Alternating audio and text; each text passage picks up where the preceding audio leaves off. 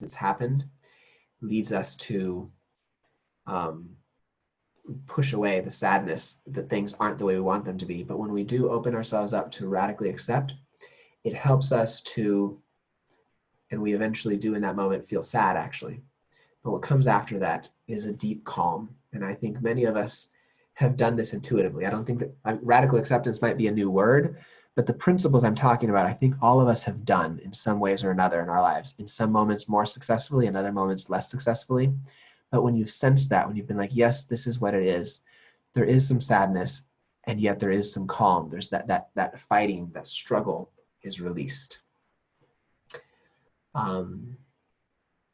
So yeah, I think that's what I wanted to say about radical acceptance. So a few other things about it before I lead us in a brief practice of how, or maybe we'll do the brief practice next week at the beginning, actually, kind of like what we did this week with Wise Mind.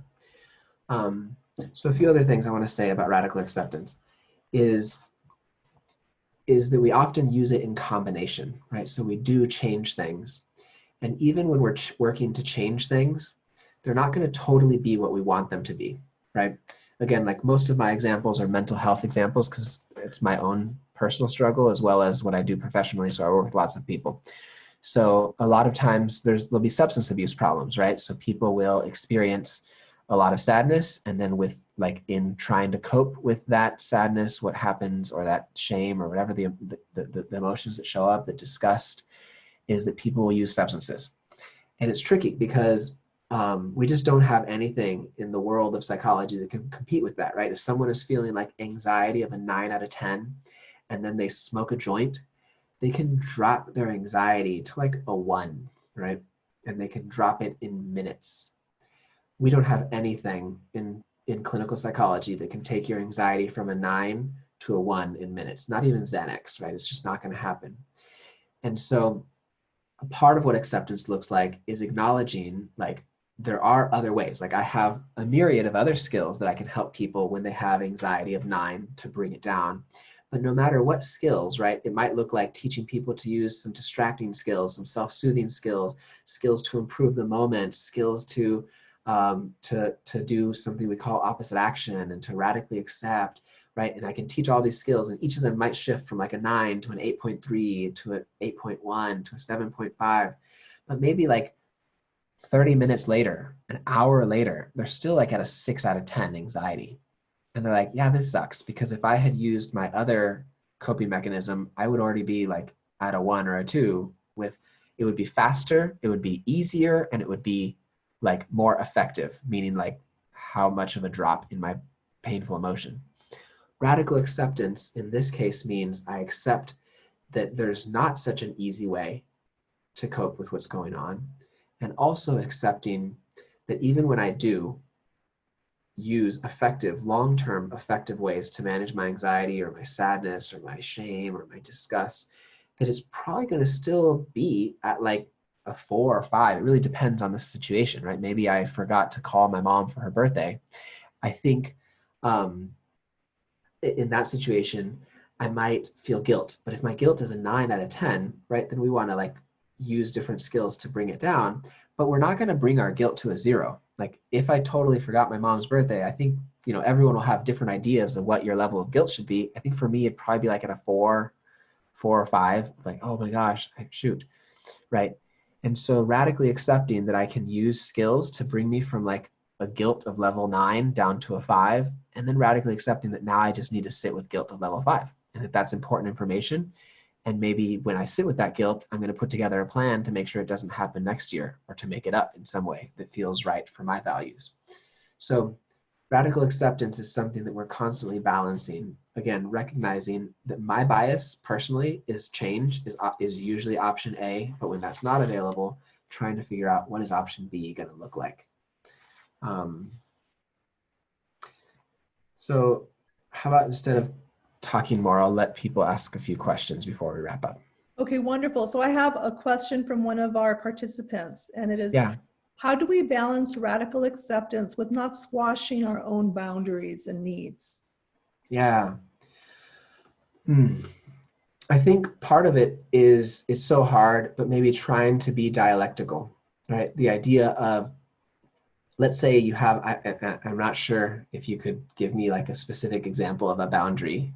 Does anyone have an example of a boundary that we feel like we might neglect? Um, Would you be willing to clarify on the screen? Okay, let me see if I can do this. Sage. I'm thinking about a boundary that comes to my mind is like someone being chronically late, right? Like, so you set 10 appointments with this person over the course of a semester, and they're either 30 seconds late or 10 minutes late, but just never early and never on time. And about, that could feel like something. And obviously there's much more extreme boundaries. Okay, Sage, you need to unmute. Is it? Can Hi, you hear me? Sage. Yeah, hi, Sage. Hey, I'm a Duke clinical psychology student, by the way, so I'm excited. Oh, whoa. I'm Dr. Rosenthal's Yes, mentee. yes, I know all about you. Oh, Thank you crazy. so much. So yeah, I was also thinking about the chronically late situation, and then also just in terms of if someone's like in a difficult romantic relationship and they're having a hard time like voicing their needs with that person, or not feeling listened to, and that person's going through a hard time, stuff like that. Yeah, that's tough. So this is why we started by practicing wise mind, right, last week. Yeah. And then radical acceptance. I think only in our own wise mind can we find the answer to, is this a situation that I need to focus on changing and saying like, nope, I'm upholding this boundary and I'm not going to accept this? Or is this something where like, you know what? I'm going to lean into acceptance. So for example, my wife, like she shampoos her hair and then she like crumples it up into a ball so that it doesn't go down the drain, and she sticks it to the shower like wall, and she always says like, oh no, like I always get rid of it. And I'm like, you do like 1 out of 10 times, and the other 10 I'm grabbing your like hairball and throwing it in the trash, and I get really upset, right? So I think in this situation I do both. It's like, do I want you to leave like a hairball on like the soap dish? Like, no. And am I going to like divorce you over it? Like, no. Am I going to let this like totally ruin our night? No. So I've found like a passive aggressive middle ground where even though she says like I do it every time, whenever it happens, I take my phone and I take a photo of it, of the hair in the shower, and I send it to her, and then I throw it away. And I'm like, okay, that feels like a good balance between acceptance and change, of like letting her know like the estimation of how often this happens relative to what you thought how often it happens is different. So I would say my wise mind says I have plenty of room to make space for, if she never throws her hair in the trash again for the rest of our like 60 years of marriage, I'm okay with that. I think I'll make space for that. But if it was something more egregious, I think I would just have to like continue to check my wise mind. So unfortunately, there's not like a shortcut, fast answer to like, at what point do we say like, is this too much acceptance, or is this too much? I think we can look to see if we're leaning too much into acceptance. Like, is every situation that shows up, do we just say like, oh, just accept it, like, oh, c'est la vie, like, or is it every situation, no matter what, we just persist and try to make it different? If so, I think the goal more is that we have a balance of both strategies, and that we use the strategies effectively and not just like instinctively like animals. So yeah, I don't know. I think there's not like a quick and easy answer to that question. But I think the fact that you're asking that question is the best sign, right? I mean, I think that is the right question to ask. And then like finding the answer is a very personal process. But the asking of it is exactly the right place to be. Like, you're exactly where you're supposed to be. Awesome, thank you. In asking it, yeah. And I think that when we do, sorry, one more thing to say. I think when we do decide that we accept, I think one way that makes it easier to accept something is if we also acknowledge that we don't want it to be that way, right? Like it's a lot easier to accept like hair in the shower, if I can also at the same time not try to like pretend like, oh no, you know what, it's no big deal, like it's cool, like who cares, it's just hair. if I can be honest with myself and say, like, no, it really does bother me. I really wish it wasn't like that. And I'm also not going to let it ruin my night or my evening with my wife. So I'm just going to throw it away. I think if we can like somehow hold both true, like, yes, I don't like it, and I'm going to try to make space for that. I think that's the ideal, you know, kind of like the pandemic situation. Like, I really don't like that there's lack of clarity and that we don't know yet what's going to happen next semester. I don't like that I don't have a lot of control over what's going to happen. And, you know, I can make space for that and still move towards my valued living and my goals this summer. Mm-hmm. Thank you. Another question that's come up is, how do you prevent yourself from getting stuck in that emotional reality when you first start and only want to stay there for 10 to 15 seconds? I would say just be gentle with ourselves, right? That I think some things are more painful than we allow ourselves to acknowledge, and it's that not looking at it, not touching it, not approaching it that makes us think like, oh, it's no big deal, I'm just overreacting. But when we really start to try to like acknowledge, like, this is true, this is real, this is the way that things are, and I really wish they weren't, that that we start to notice there's a lot, I don't know, that there's a lot of pain and sadness there, and that that's also okay. I don't know if that kind of answered the question. Let's see.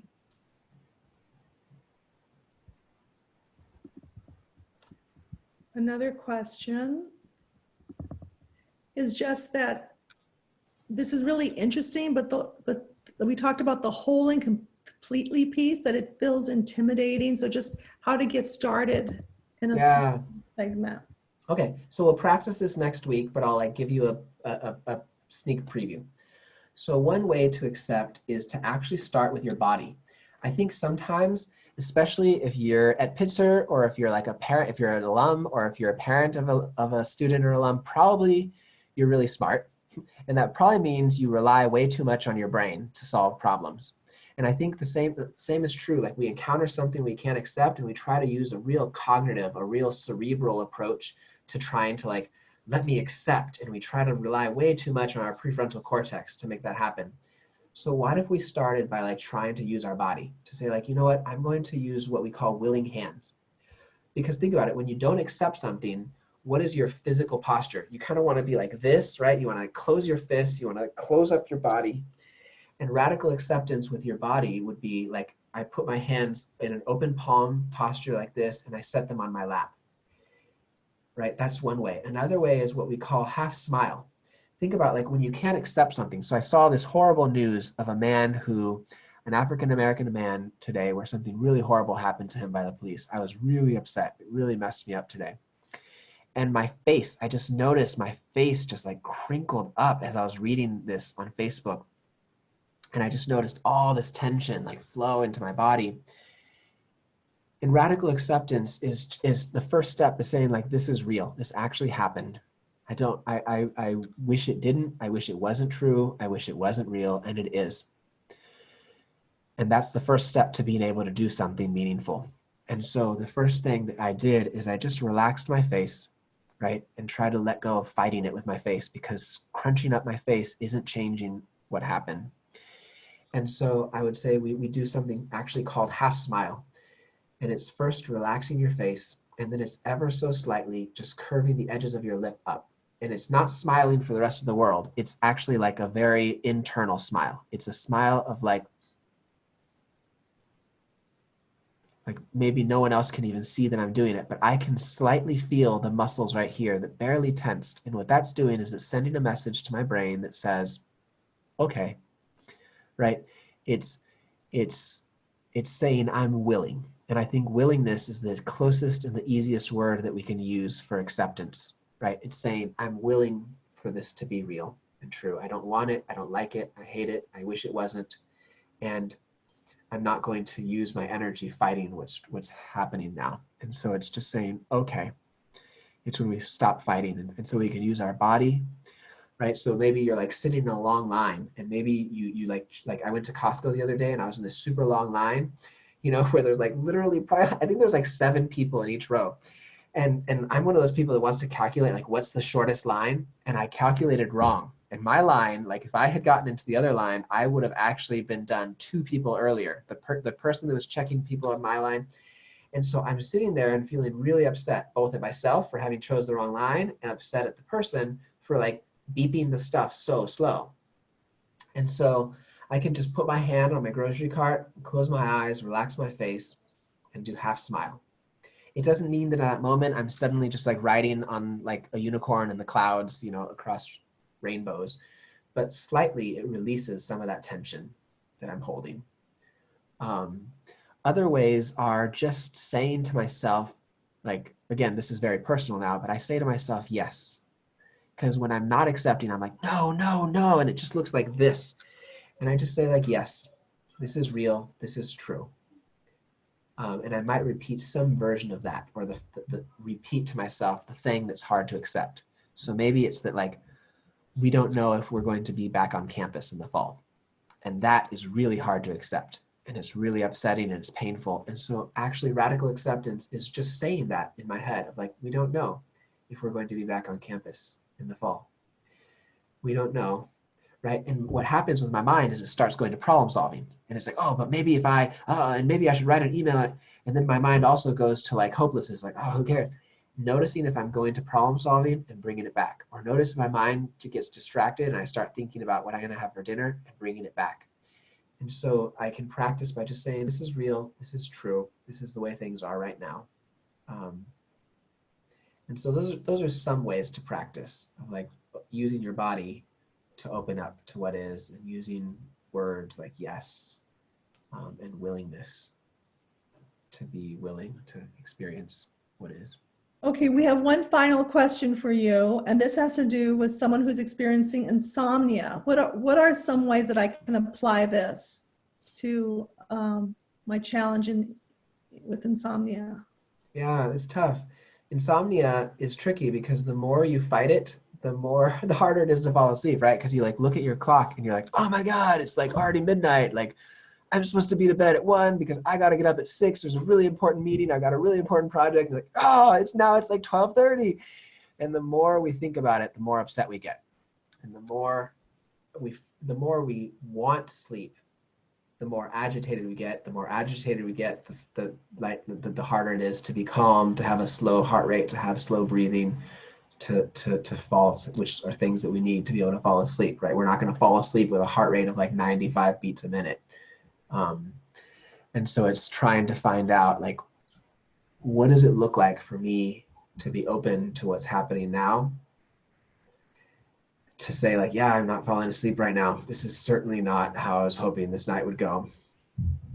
And trying in really small ways, whether it be willing hands as you lie on your back, or right, the extreme, and this is something that it depends on how extreme the insomnia is, but if it's like clinically significant, then finding a therapist. And what the therapist will essentially do in CBT for insomnia is essentially saying, you know what, you actually in that moment need to get out of bed and you need to radically accept that you're not falling asleep right now, and go read or go do something like really calming, but not trying to fall asleep until you feel sleepy. And then you go back to your bed and see like, can I fall asleep?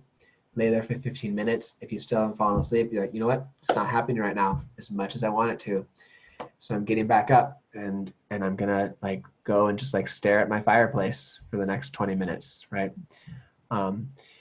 And that there is an element of radical acceptance in CBT for insomnia treatments, which is like, on the one hand, I can't sleep now, so I'm not gonna fight it, because it's like fighting sinking sand. The more you fight it, the more you lose.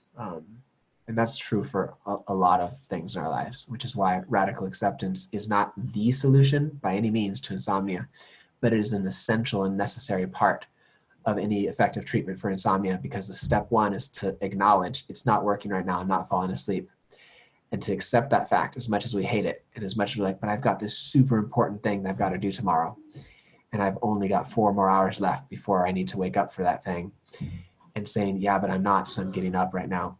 And I'm not going to lay in bed, to not associate my bed with like struggle and fighting. So radical acceptance is not the solution, but it's certainly one building block in the solution, I'd say. We're just about out of time, so I just want to thank Dr. Rodriguez, for this session. It was very interesting and helpful. And please all join us next Tuesday for our third session, which is on validation and improving our relationships. Yeah. Thank you, everyone. Look forward to seeing you.